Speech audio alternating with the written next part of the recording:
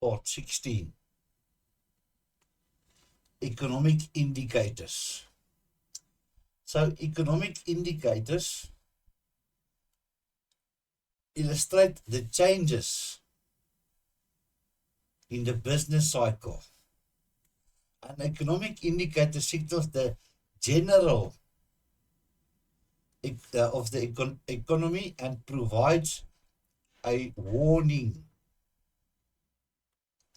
of subsequent changes in the economic conditions.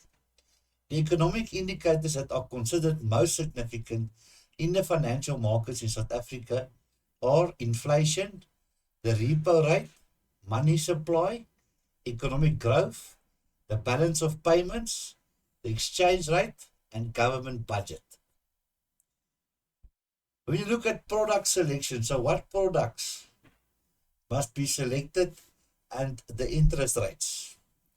Clients ask a lot of complicated questions when they are trying to decide on what product to select or what course of action to take. Must they invest? Must they buy? Must they wait? Etc. So the following questions are an indication of the types of questions clients might ask, especially in a changing economy. So they will ask things like, will prices continue to rise in the future? Will the client be able to finance their obligations? Should the client save their money and buy durable goods, cash, or rather buy on credit now? What will the rate of return be on the investment compared to the increase in prices? So this factor will be valuable in the client's decision to defer his or her purchase. In other words, if prices keep increasing, it might be better to buy now, even though finance charges such as interest is payable for borrowing money. So let's say they want to buy a car now, and the car is maybe costing 200,000, but they see next year the car is going to cost them 280,000.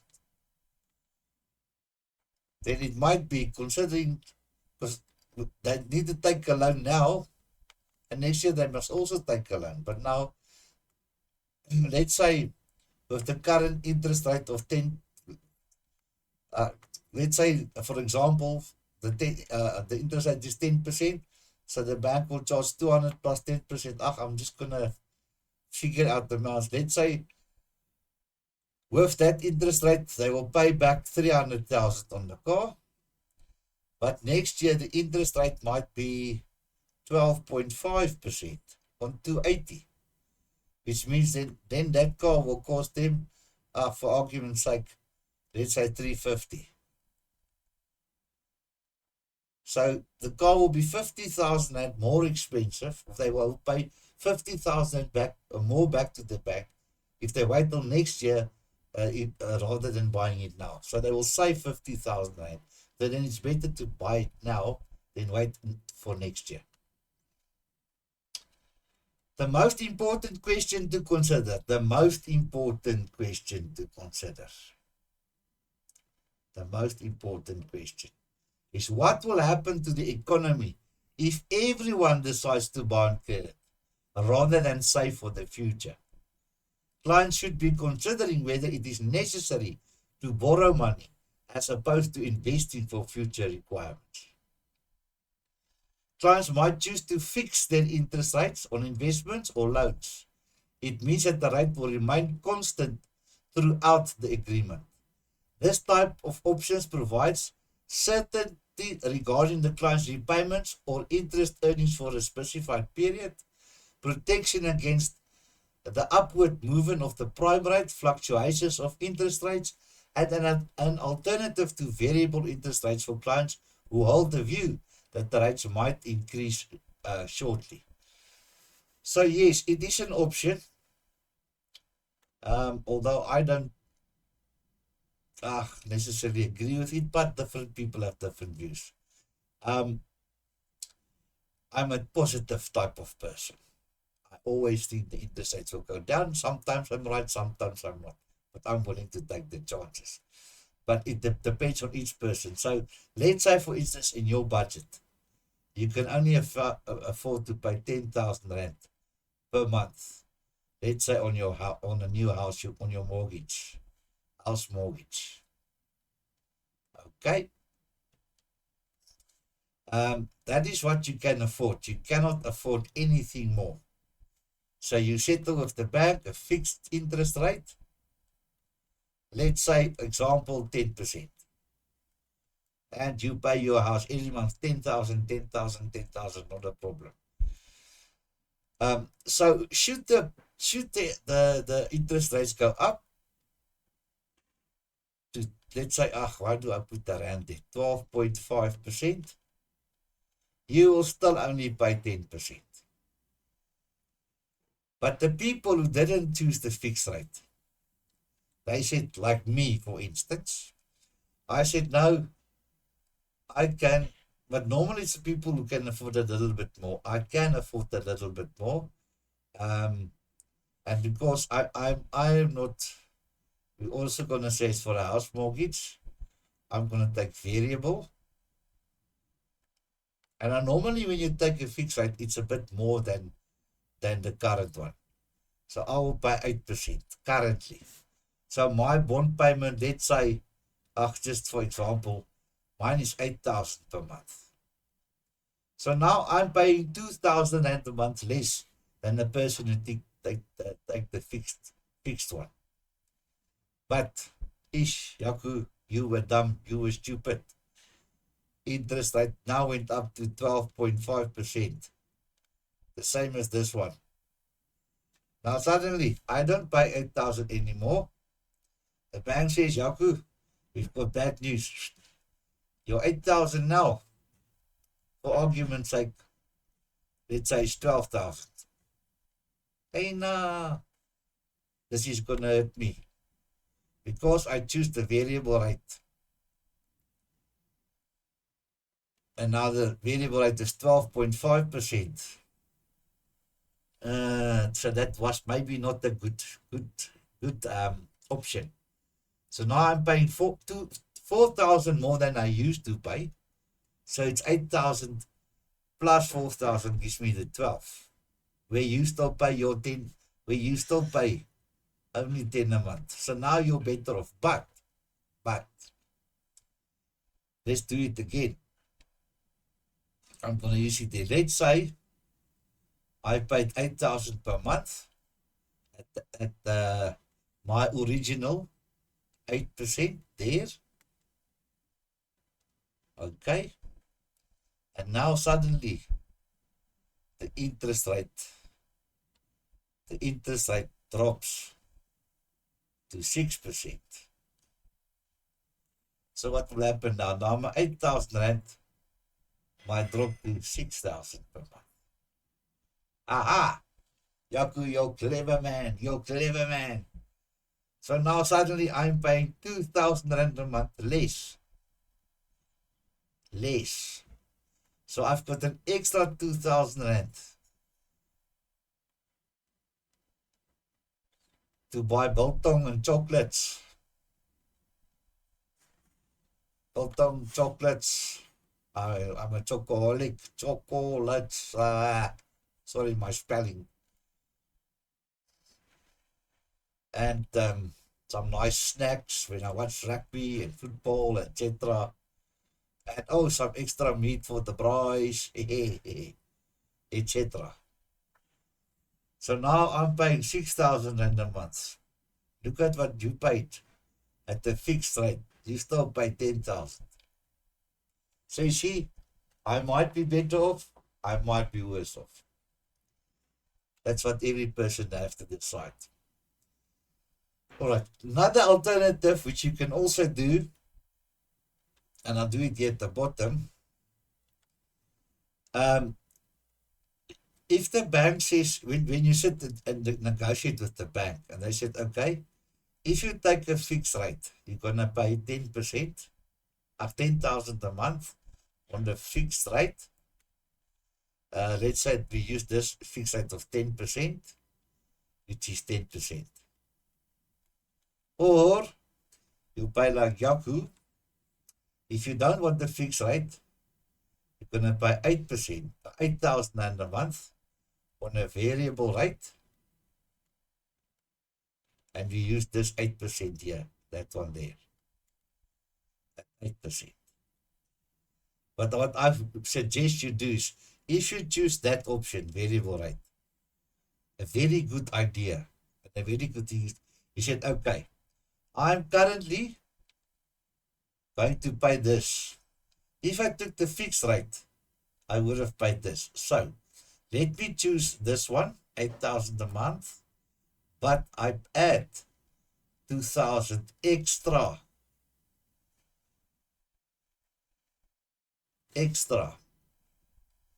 And then that extra 2,000, I must pay down on capital.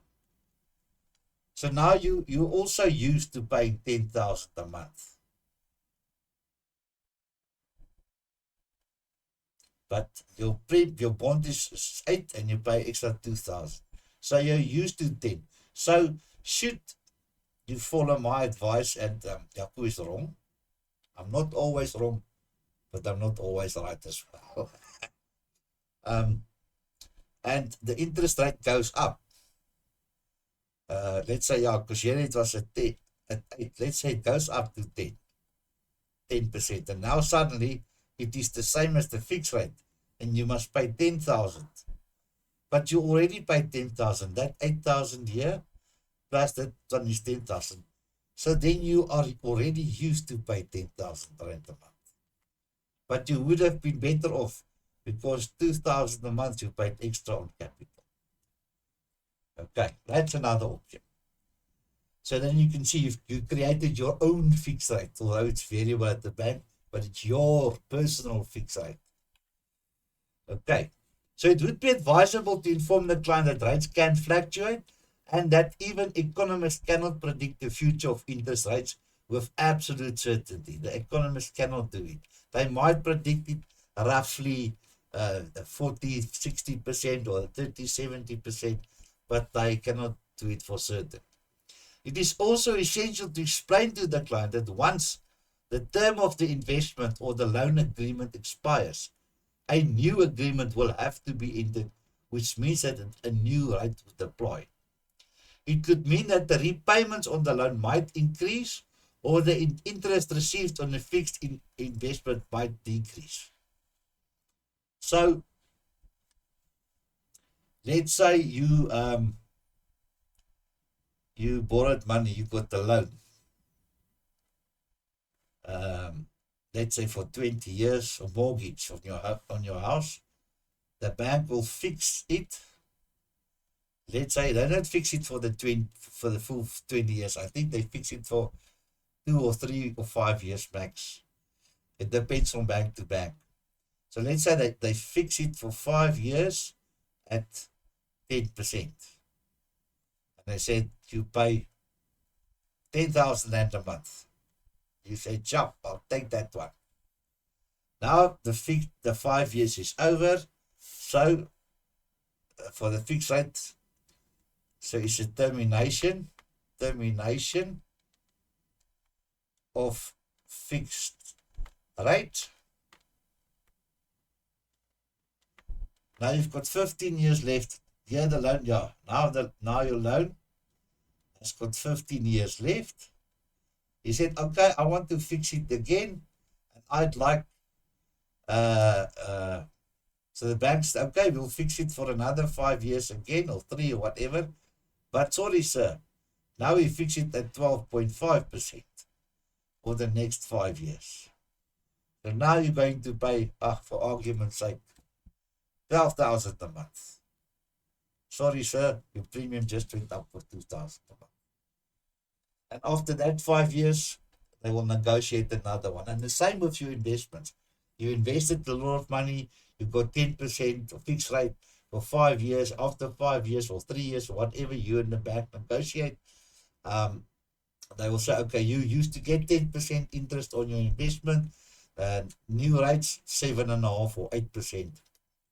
See, that is what they mean with that statement.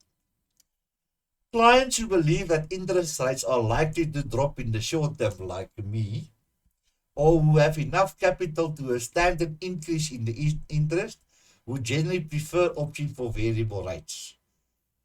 Okay, so if you can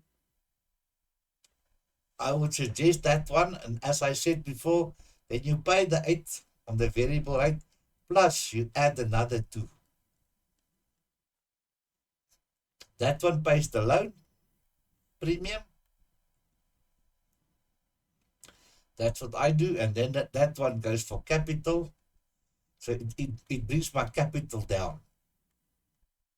So then I pay also 10,000 a month. The same as the fixed rate person, as I showed you before. But my capital is coming down quicker than the other person. So that is definitely an option I would go for. The benefit of choosing this option is that the interest rate could change, lowering the repayment amount of the loan, which is if the interest rate change, it lowers your repayment amount of the loan. You see, so yeah, as I showed you before, if the interest rate change, my 8,000 might now be coming 6,000. So now I've got an extra 2,000 to spend, or I can add that extra 2,000 also to pay my capital, which will bring it down even more quicker. And increasing the disposable income, or provide the client with an option to continue paying the same amount on the loan, thus decreasing the loan period. So, oh yes, I forgot to tell you. So instead of my 20 years, it will now come down to 15 years or whatever. And saving the client money in the long term. My brother did exactly that when he bought his vehicle. His payments was 8,000 rand a month. Then he took variable rate, and then the interest rate dropped down, and the bank informed him he only need to pay 7,000. So he just said, okay, but he wants to pay the vehicle quicker.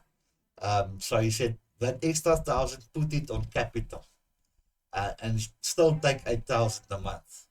And because he did that, his loan term came down from, I must just think correctly, he took it over 7 years, which no, 60 months, which is 5 years. 6. Oh, in any case, he saved 6 months at the end of the day, he told me. So he's paying the vehicle off short 6 months quicker than he was supposed to pay it. On the other hand, drop in interest rates would negatively affect investors through, as this hurts the growth of the fund. Now, the fund will not grow as much as it's supposed to. The amount of interest that the client will earn will decrease. Decreases and increases in rates are effectively immediately. So the bank also offers a tiered interest rate system, whereby the money one saves, the higher the interest the client can earn on his or her money, thus encouraging saving and investment. So if the interest rate increases, the higher the increase will be on the money and the investment, and it will encourage the client to put in more money and more money and more money. All right. So then we look at product selection risk.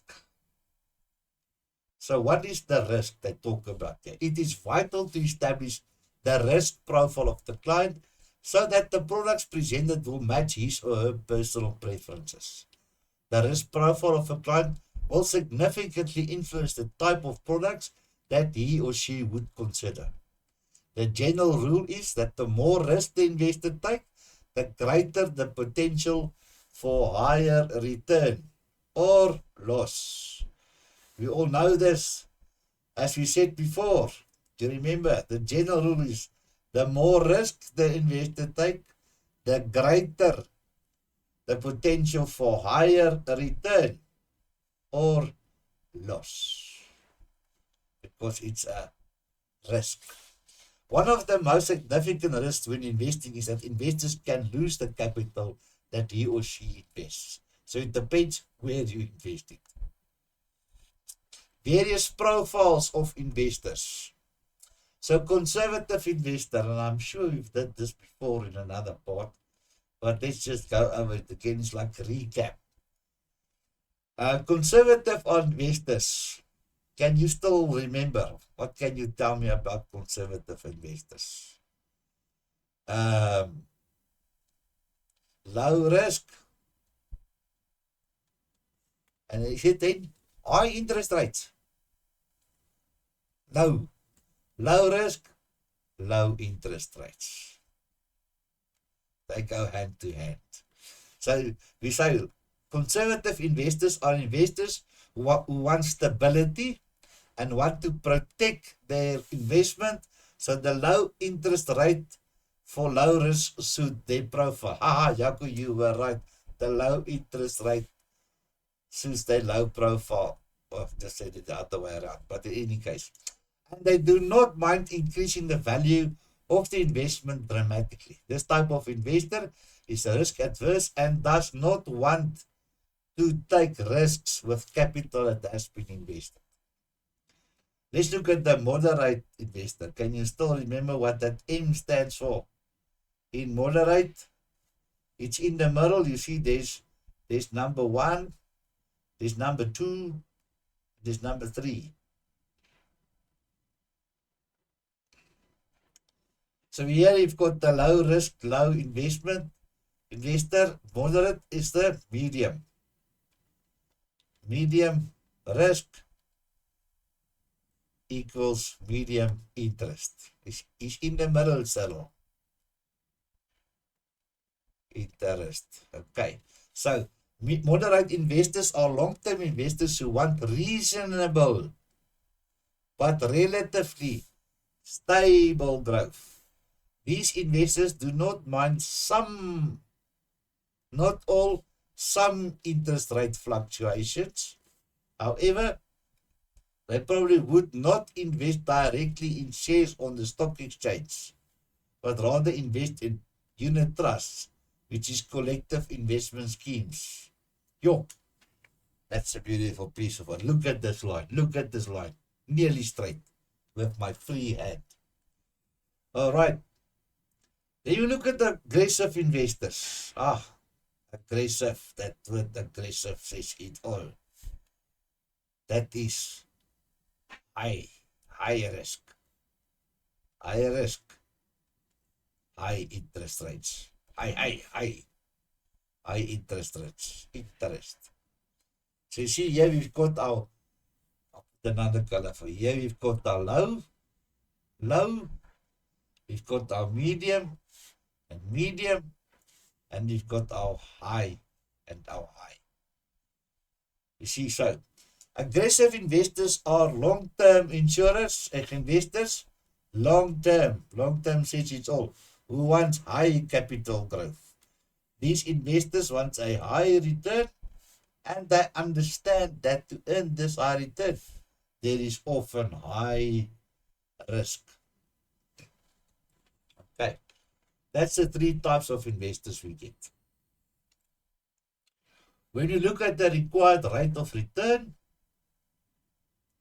when performing a needs analysis, it is essential to understand what the client expects regarding the interest amount that he or she would like to receive on his or her investment. Young people also have more time, as we said before, so they are prepared to consider long-term investments with a higher interest rate, and that equals higher risk. Higher risk. Do you agree? Great. People who are nearing retirement, the old people, the madalas, nearing retirement who are retired, are generally looking at ways to secure their money and are not likely to want to place their funds in a high risk investment. So they want low risk, which equals low interest rates. And it's good because if they are retired and they lost all their money, who are they going to ask for help?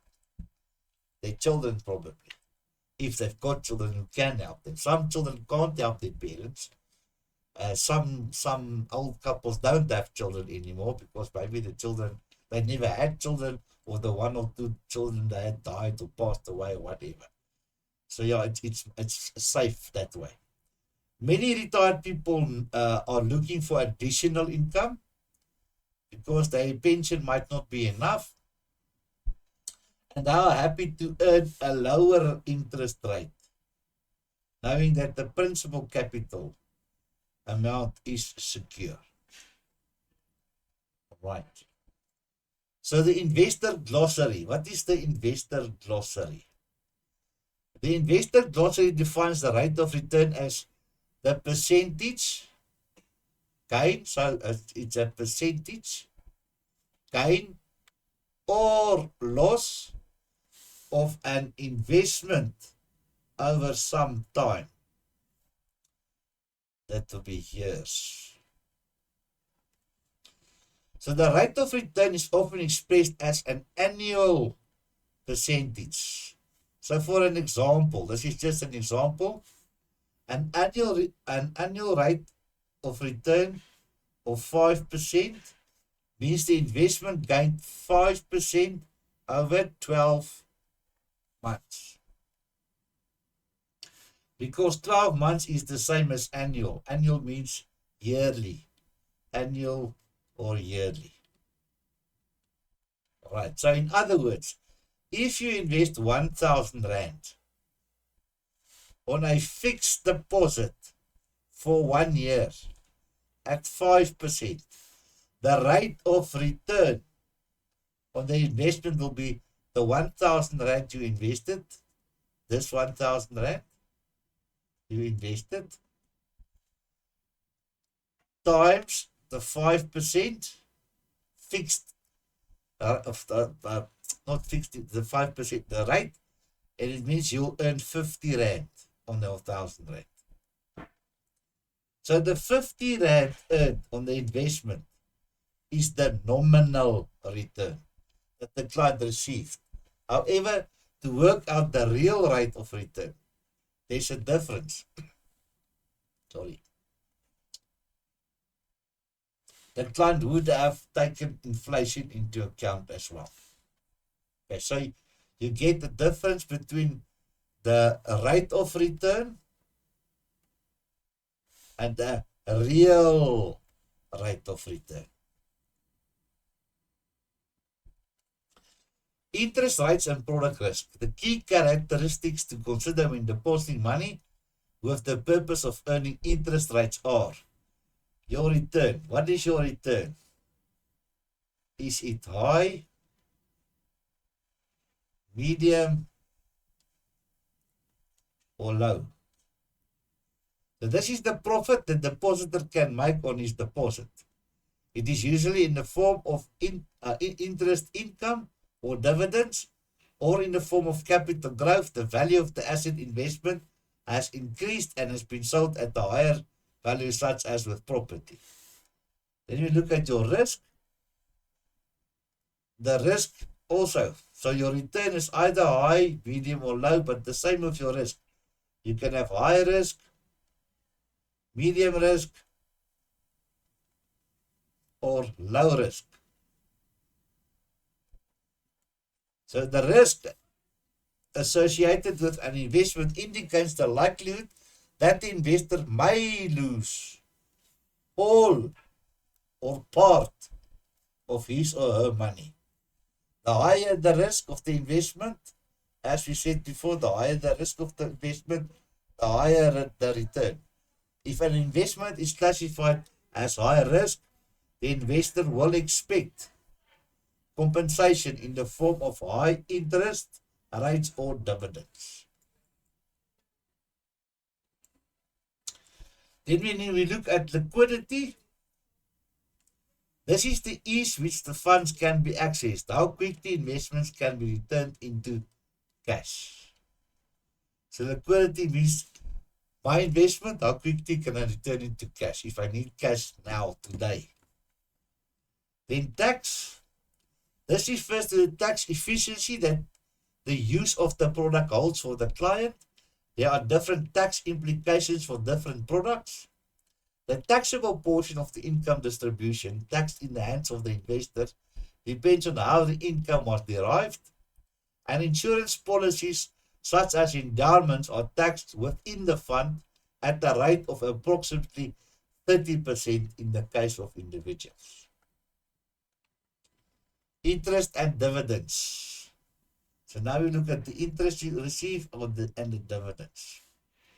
So interest can be described as the money earned from the funds deposited in a bank or paid for a loan.